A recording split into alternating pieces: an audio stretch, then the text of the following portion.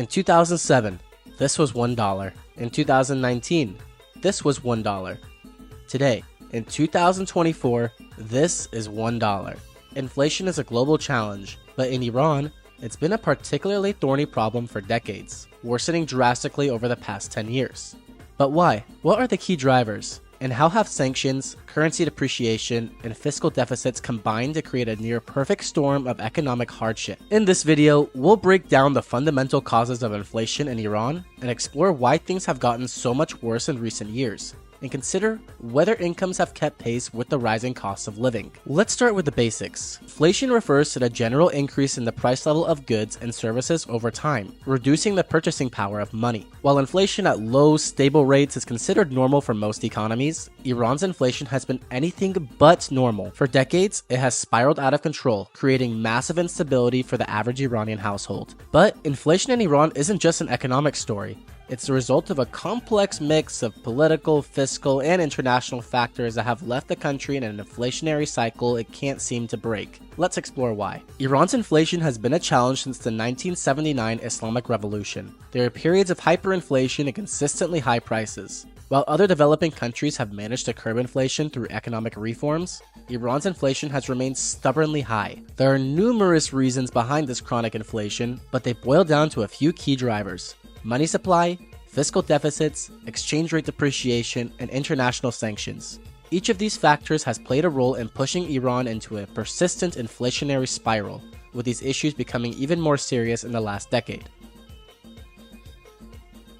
One of the primary drivers of inflation in Iran is the expansion of money supply. When the government prints more money to cover its expenses, there is more currency in circulation chasing the same amount of goods and services. This pushes prices upward. In Iran's case, the government has frequently resorted to printing money to finance its growing budget deficits, which has directly fueled inflationary pressures. We can look at this mathematically through the equality MV equals PY. It represents the relationship between money supply, velocity of money, price level, and output. When the government prints more money, it increases money supply. However, if the velocity of money and the output of goods and services remain constant or grow at a slower rate than the increase in money supply, the result is an increase in the price level.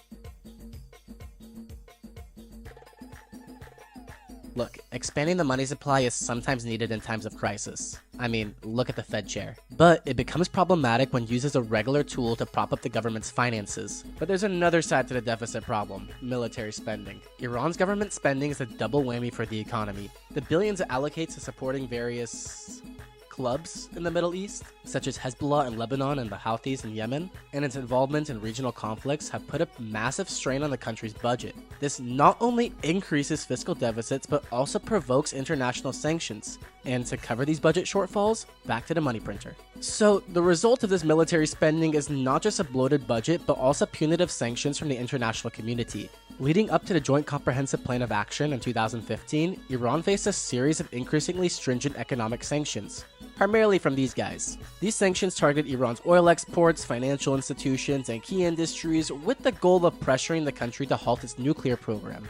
And they worked. As a result, Iran's economy contracted significantly.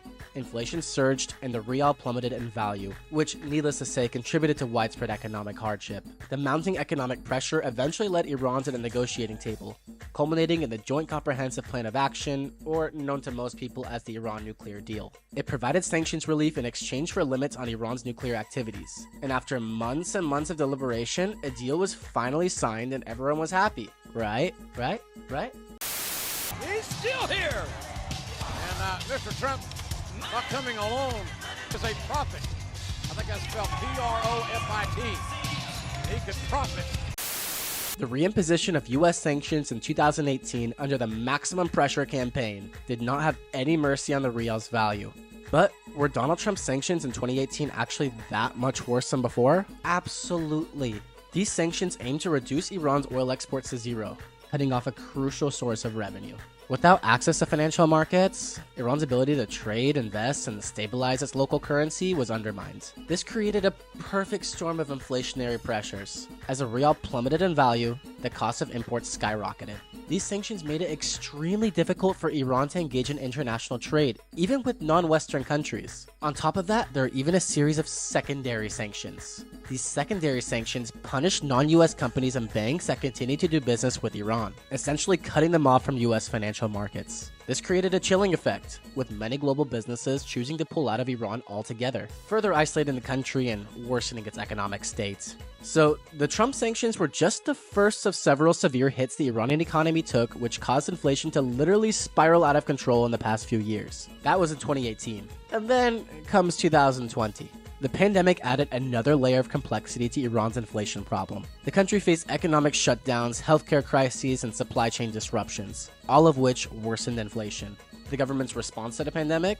Which, like most if not all of governments around the world, included spending on healthcare and economic relief, only fueled inflation further, as much of this spending was financed by the money printer. Beyond sanctions and the pandemic, it's no secret that Iran is a petrostate. Its reliance on oil exports has long been a structural weakness in its economy. When oil prices drop or sanctions reduce export volumes, the government loses significant revenue. This reliance on oil, coupled with the underdeveloped non-oil sectors, means that the government often resorts to money printing to cover budget gaps, leading to higher inflation. One of the most devastating aspects of Iran's inflation crisis is its impact on real wages. While prices for basic goods have risen sharply, incomes have not kept pace. And although there have been periodic increases in the minimum wage, these adjustments have been insufficient to keep up with inflation, which has often exceeded 40% in recent years. And this is the sad part, really. There are millions and millions and millions of people who could care less about what's going on in the region and just want their families to have a decent life. But in large part by getting caught in the middle of these guys, many Iranian families have seen their purchasing power erode. People can afford fewer goods with the same income, and essential items like food, medicine, and housing have become out of reach for many. This disconnect between wages and inflation has widened the gap between the wealthy and the poor.